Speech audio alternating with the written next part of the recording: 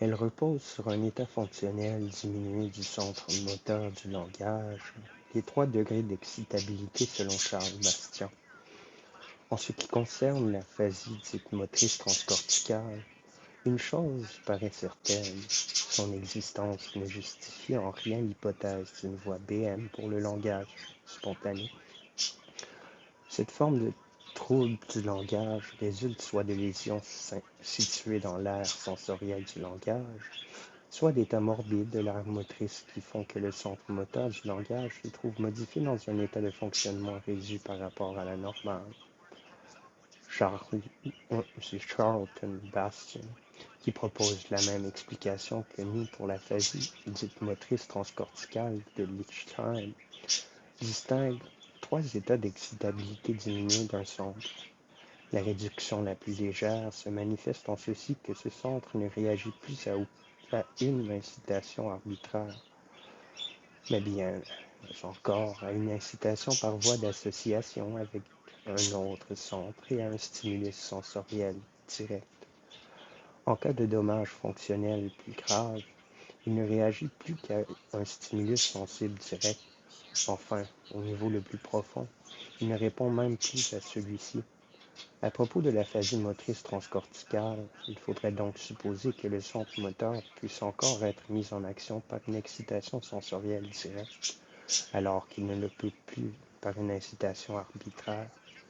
Et puisque ce centre moteur est toujours incitable par association avec le centre sensoriel auditif, la cause du changement d'excitabilité peut être située autant dans le centre sensoriel que dans le centre moteur lui-même.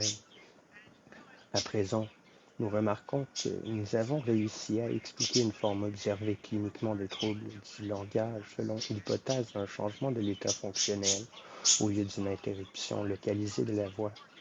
Puisque ce pas est si important pour la conception globale de l'aphasie, nous voulons nous rappeler ici, pour en être assurés, que nous avons été dans l'obligation d'abandonner l'explication localisatrice parce que les autopsies finalement la contredisaient.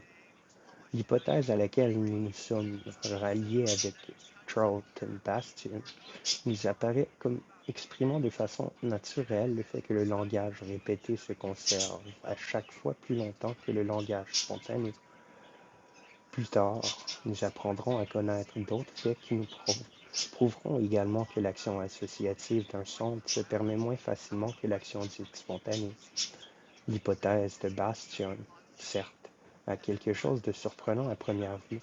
Elle se trouve, pour ainsi dire, en opposition directe à un système de pensée centré sur des lésions circonscrites et leurs réactions. On croirait tout d'abord qu'aucune lésion n'est nécessaire pour expliquer une diminution d'excitabilité dans un centre qui nous apparaît comme un état purement fonctionnel. Ceci est exact, et on peut trouver des états semblables à celui de l'aphasie motrice transcorticale, qui sont la conséquence de dommages purement fonctionnels sans lésion organique.